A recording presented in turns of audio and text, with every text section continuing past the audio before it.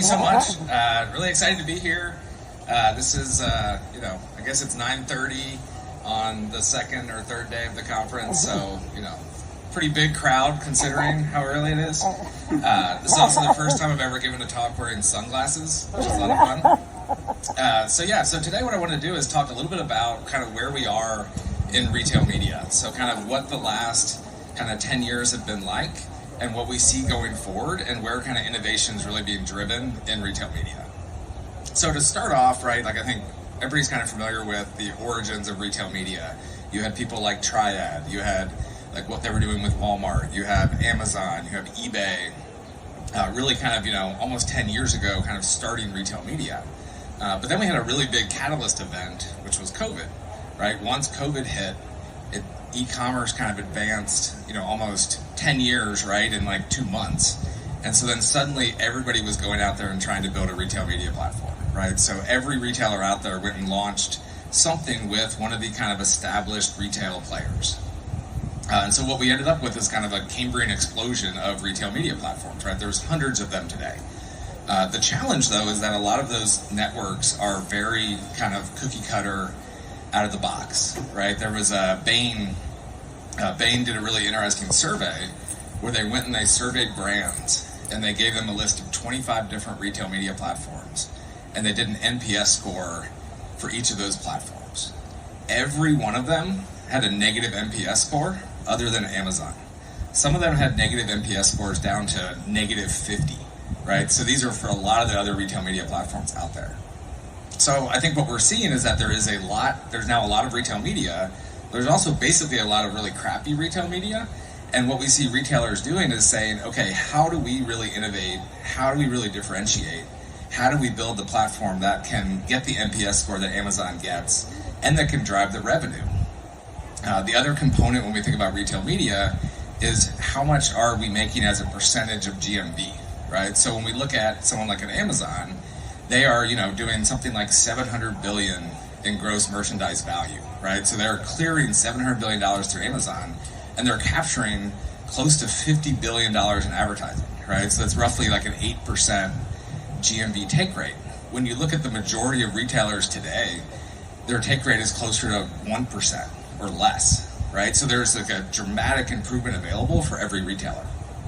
So that's kind of where we feel like we are today in the stage of retail media. Is we've gotten past the kind of, explosion, but now we're in the part where everybody's not happy with what they have and trying to figure out how do we build a really differentiated next level retail media platform.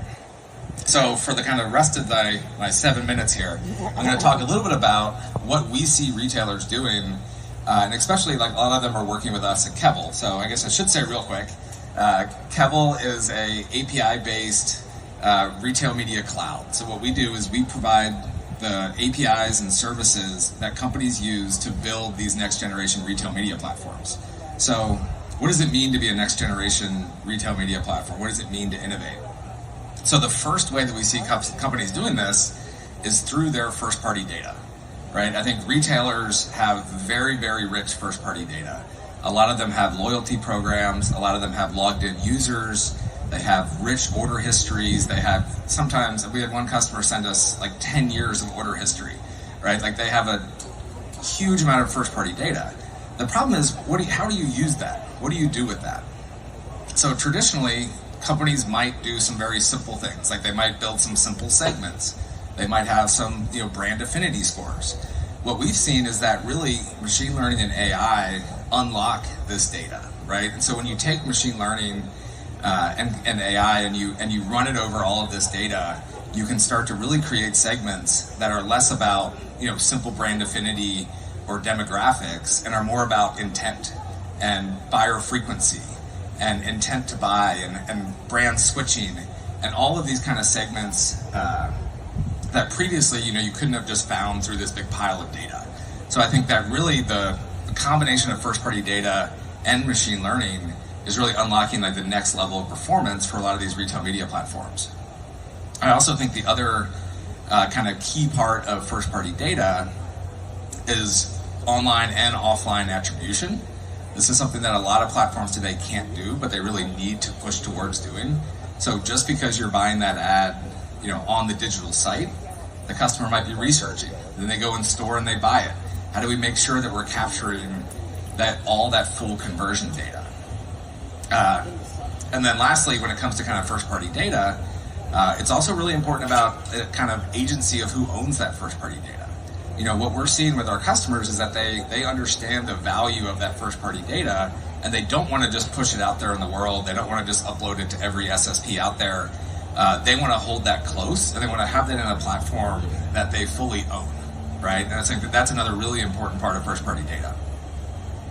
So kind of moving on, when we think about how other ways that retailers are really driving innovation in their retail media platforms, one of the other really important ways is through the creative, right? I think when we saw this initial kind of explosion of retail media platforms, the first component was there's some banner ads, there's some promoted listings, right? And now we see, especially Amazon, again, kind of leading the way here with great units like sponsored brand, right? So if people are familiar with Amazon, the sponsored brand is when you have, an image and, maybe a video and then a number of promoted listings along with it. This is something that we see brands are seeing dramatically higher performance from sponsored brand, especially sponsored brand with video.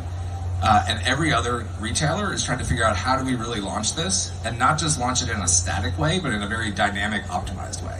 And so that's something we see a lot of retailers looking at. How do we really differentiate on creative to build something that really works for brands? Because I think at the end of the day, what people kind of forget, right, is that the retail media platforms are only as good as the results they deliver to the brand. And how do they start to get more of those performance dollars versus just the trade dollars and things like that? So that's two ways we see a lot of innovation here. The other one, and I think this is like a kind of really big component of what we're seeing, is that companies previously were really outsourcing a lot of them were outsourcing their retail media platform. They had other people doing their sales, other people doing their management. Their tech was kind of in a commoditized state. And what we'd see is companies really trying to take back control and say, how do we really invest and grow? And how do we really build commit to building this? There could be a company doing, some of the retailers we talk to, they're doing, hundreds of millions of dollars a year, but they know that they should be doing billions of dollars a year. And so they're saying, how do we really invest and build our own sales team, build our own, ad ops teams, build back office teams, hire developers, and really invest in what they're doing. And then lastly, I've only got 2 minutes left here. Lastly, I think the other really interesting area that we're seeing a lot of innovation in is around relevancy. So this kind of ties us back to that first-party data piece, which is one thing you'll notice on Amazon. When you're searching on Amazon, the ads are very, very relevant. They're very relevant to what you searched for. They're relevant to your history. A lot of today's retail media platforms don't have that level of relevancy. And so that's the other really area of innovation, because what it does is it enables you to run more ads, right? If you probably noticed that, when you go to Google or Amazon today, almost everything is an ad because they're super relevant. They're as relevant as the native results. And so only through first-party data, as well as machine learning optimization, is that possible. And that's what we see the best retailers doing, is making those investments so that they're very highly relevant ads, and they can really start to drive their revenue from that, sub 1% of GMV up to that, 8 to 10% of GMV. So this is a, $1 billion opportunity for a lot of retailers, and that's why they're kind of diving in and driving this innovation. And I think that's all the time I have today. Thank you, everybody. Enjoy Miami.